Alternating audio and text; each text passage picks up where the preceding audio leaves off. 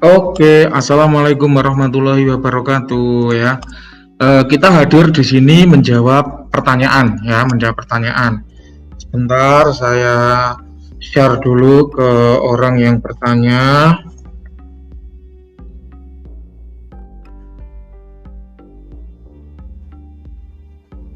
Oke, sebentar ya. Oke, jadi ada pertanyaan kawan-kawan ya, ada pertanyaan. Kemarin itu saya nerawang sebuah tembang liring ya, yang mana hasil terawangannya itu seperti ini. Ya, ini akan saya keraskan ya, hasil terawangannya itu seperti ini. Jatuh. Untuk terawangan tembang liring nomor 977 ya, terawangan tembang liring nomor 977. Ini menurut saya ya, tembang liring ini belum aktif ya, tembang liring ini belum aktif. Sehingga ibarat sebuah pintu ini terkunci, tertutup dan pintunya itu terkunci gitu. Ibarat sebuah rumah, pintunya itu tertutup dan terkunci, sehingga saya tidak bisa ya mengakses apa yang ada di dalam tembang liring ini. Kenapa?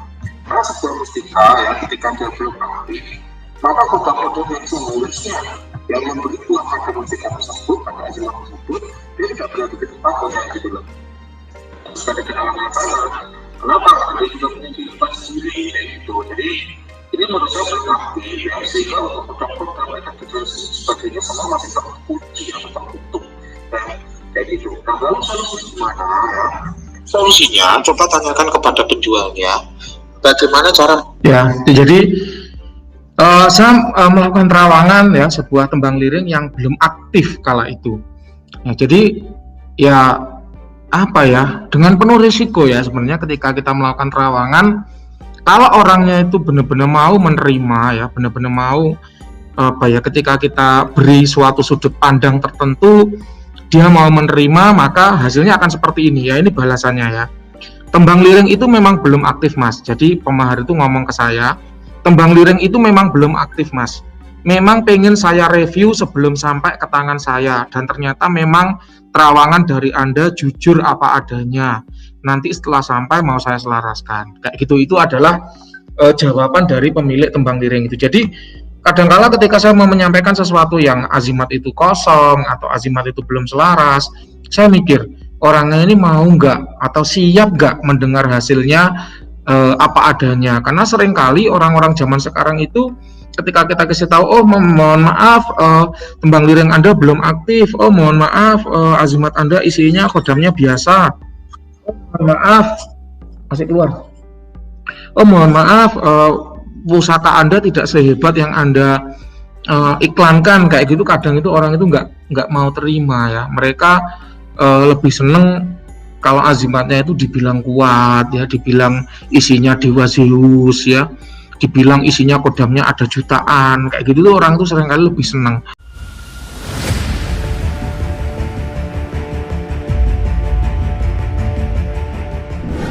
Maka dari itu ketika menyampaikan sesuatu yang kosong, belum selaras, belum aktif, kayak gitu saya seringkali pikir-pikir. Nah nampaknya ya apa ya, sudah niat ya, memang saya berniat, memang terawangan murah meriah 50.000 ini memang niatnya untuk memberitahukan ya kepada pemahar seperti apa sih sebenarnya azimat yang Anda miliki, kualitasnya.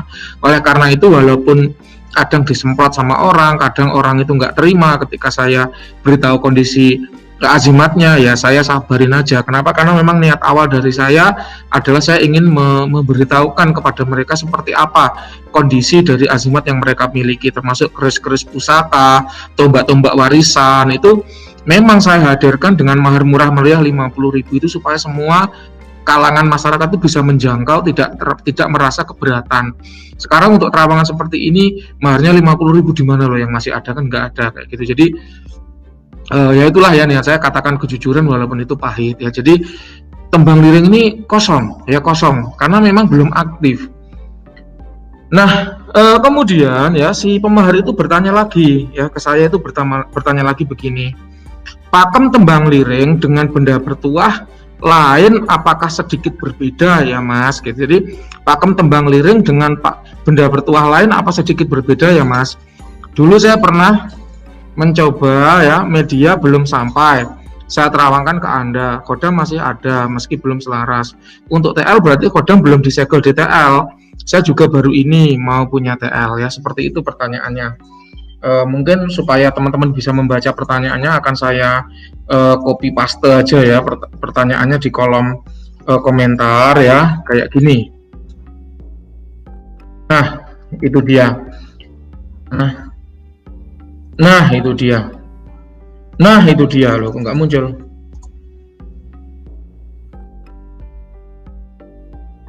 Oh, kebanyakan karakter.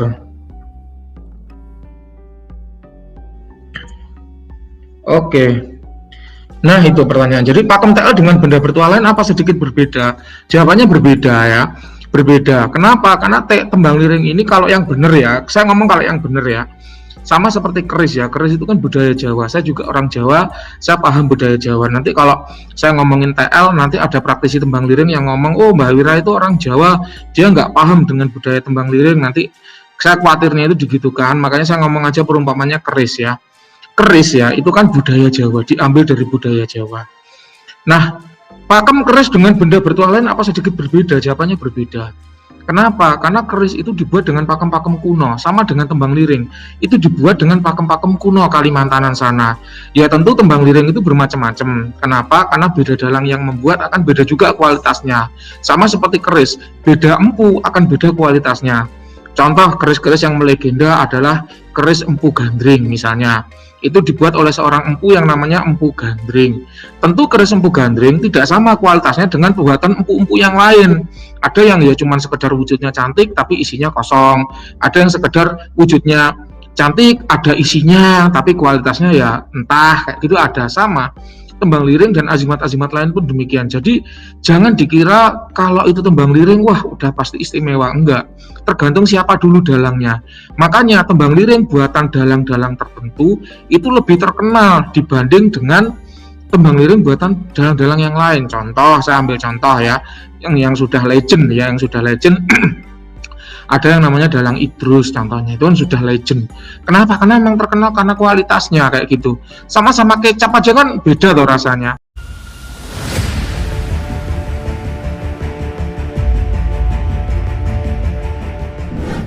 Ya kecap bangu itu kayak ada manis-manisnya ya kan, dibanding dengan kecap sedap itu ya kayak gitu. Maksudnya gitu. Jadi walaupun sama-sama azimatnya, beda dalang, beda juga kualitasnya. Sama-sama tembang liring, beda dalang, beda juga kualitasnya. Sama-sama keris, beda empu, beda juga kualitasnya. Sama-sama azimat, beda praktisi akan juga beda kualitasnya. Jadi jangan disamaratakan ya. Ini yang ingin saya sampaikan. Jadi pakem tembang liring berbeda dengan pakem dari benda virtual lain. Kemudian dulu saya minum dulu.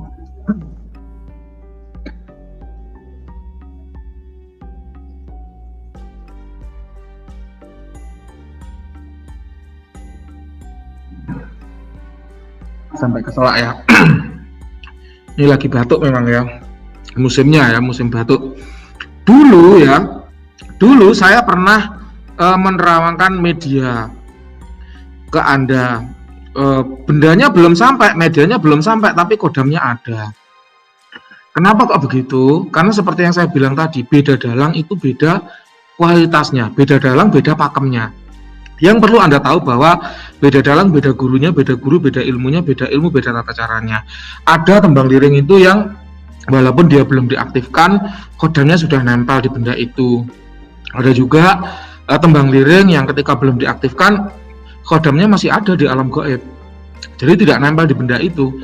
Baru setelah diaktifkan, kodamnya akan datang berbondong-bondong menempati tembang liring itu dan memberikan tuah kepada pemiliknya kayak gitu. Jadi tidak semua tembang liring, walaupun sama-sama namanya tembang liring, tapi tidak semua tembang liring itu sama standarnya, sama pakemnya, sama seperti keris. Tidak semua keris sama pakemnya. Ada keris yang kalau belum disepuh, maka tuahnya belum jalan. Tapi khusus Empu Gandring itu, walaupun belum selesai ya, dibilang keris yang belum selesai, tapi kesaktiannya tetap luar biasa. Jadi apa ya, seringkali orang itu memukul sama rata gitu loh, padahal sebenarnya nggak sama. Beda praktisi, beda juga pakemnya, beda praktisi, beda tata caranya. Jadi ketika Anda bertanya kepada saya, dulu saya punya media belum sampai, kodamnya ada.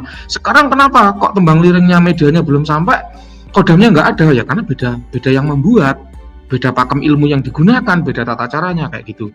Ya jadi itu jawabannya ya. Jadi jangan disamaratakan, masing-masing azimat itu unik. Bahkan azimat buatan saya sendiri, sama-sama buatan saya, ketika saya membuat suatu azimat A, itu sudah unik, berbeda dengan azimat B, beda dengan azimat C, walaupun sama-sama azimat terawangan. Azimat dari Mbah Wirani kan yang paling terkenal kan azimat kerejekian, kedua azimat pengasihan, ketiga azimat terawangan. Kenapa? Karena saya spesialisnya di sana. Maka ketika saya membuat azimat asian begitu aja contohnya, atau azimat kerejekian, antara satu azimat dengan azimat yang lain juga udah beda, spesifikasinya berbeda, karakternya berbeda, ya kayak gitu. Jadi ya memang nggak sama, jadi jangan disamakan, ya kayak gitu ya. Ntar minum dulu, haus.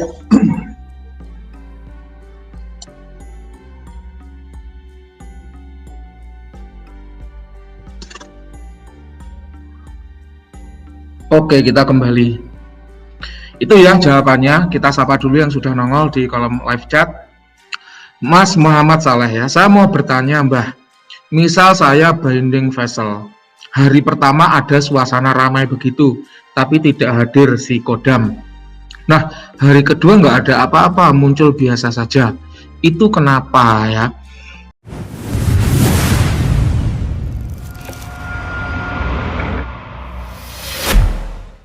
Nah ini ya, ini saya mau komentar juga nggak enak ya, nanti khawatirnya saya dipikir menjelekkan lapak lain ya. Nanti muncul nih komentar kayak di kolom yang saya beri pin itu ya, basi Mbah, marketingnya menyerang lapak lain kayak gitu, nanti saya nggak enak gitu loh ya. Ini saya jawab saya jawab secara jawaban ini aja ya, jawaban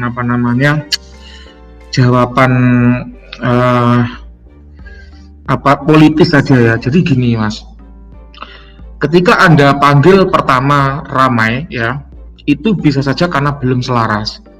Kemudian setelah selaras, maka tanda-tanda manifestasi itu mulai nggak kerasa ya. Ketika sudah selaras itu malah memang tidak terasa, seolah-olah kosong, padahal sebenarnya itu adalah tanda sudah selaras. Sehingga ketika hari kedua biasa aja ya. Nah itu selengkapnya sudah pernah saya kupas ya, di apakah kodam yang Anda miliki sudah selaras atau belum. Sebentar, langsung saya kasih linknya ya, untuk Mas Muhammad, siapa ini, Muhammad Saleh ya. Muhammad Saleh, saya kasih linknya ya, jangan khawatir, ini khusus saya menjawab pertanyaan Anda ya.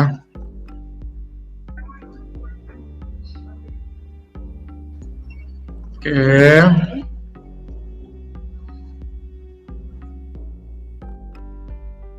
Muhammad Saleh, ini link yang saya maksud ya. Jadi nanti bisa ditonton ya, itu bisa jadi karena tanda sudah selaras ya. Ini saya nggak mau ngomong yang macam-macam nih ya, nanti dipelintir beritanya dikira saya menjelekkan lapak lain, katanya trik marketing yang basi ya. Jadi nggak enak, saya nggak enak ya kayak gitu. Kemudian Mbak Kiki hadir, oke terima kasih. Ada lagi Mas Mulyanto hadir, terima kasih ya. Mas Miko hadir, terima kasih. Mas Goes ya, Ciputat hadir Mbak Wia, terima kasih Mas Goes ya, sukses selalu. Oke, itu pertanyaan ya. Sekarang ada lagi nih pertanyaan di kolom komentar ya, sebentar. Tadi saya sempat membaca.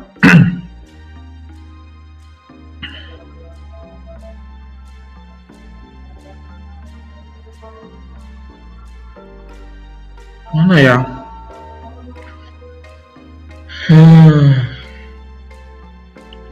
Mana tadi, saya lupa.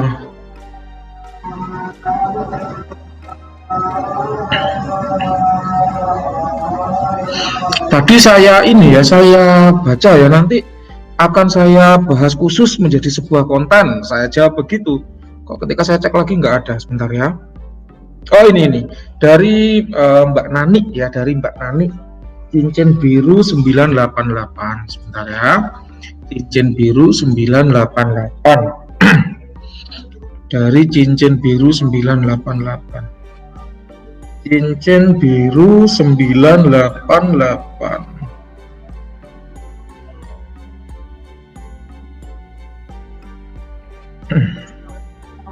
Cincin biru 988. Kita santai aja ya sambil nunggu komentar dari teman-teman yang lain ya.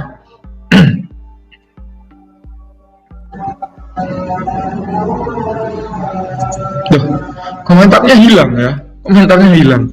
Jadi gini, pertanyaan dari Mbak Nani ya. Ini saya bacakan aja ya teman-teman ya.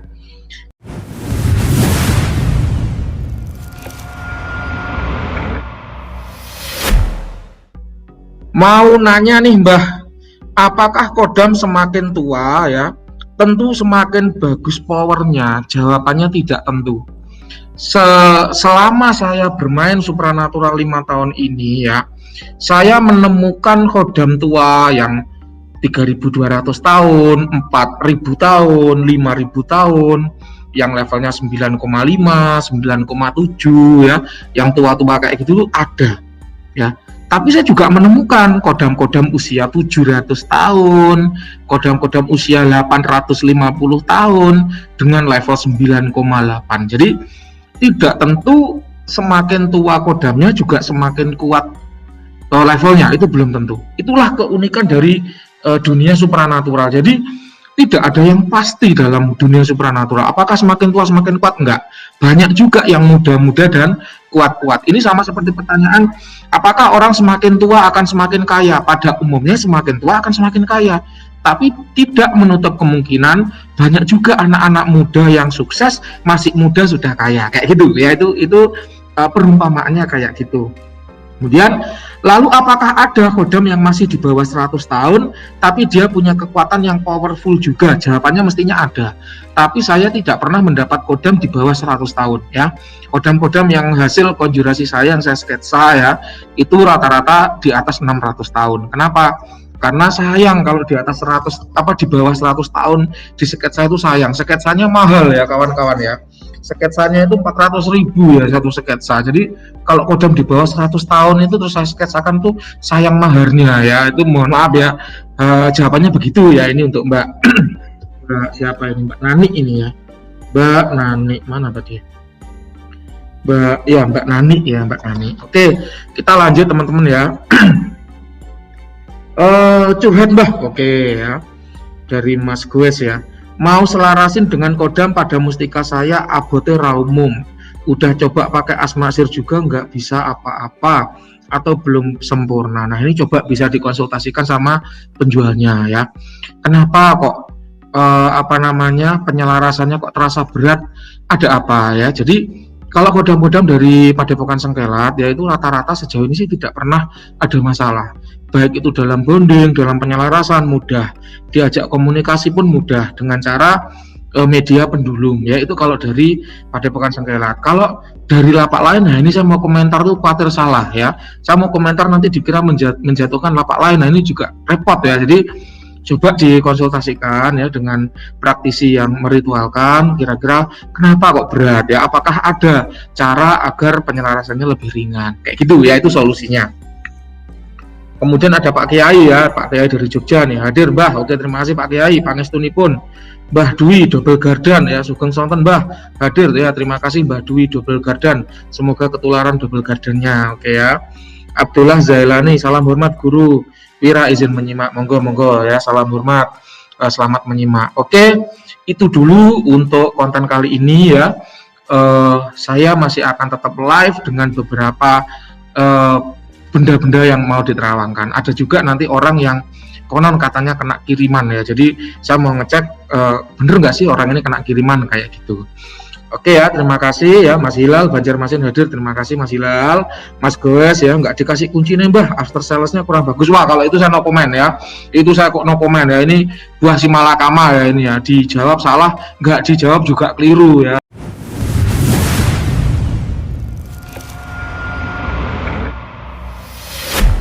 Oke, terima kasih telah menyimak. Kita akan live lagi, tetap live ya. Jangan lupa yang belum subscribe tetap dukung kami dengan menekan tombol subscribe, like dan share.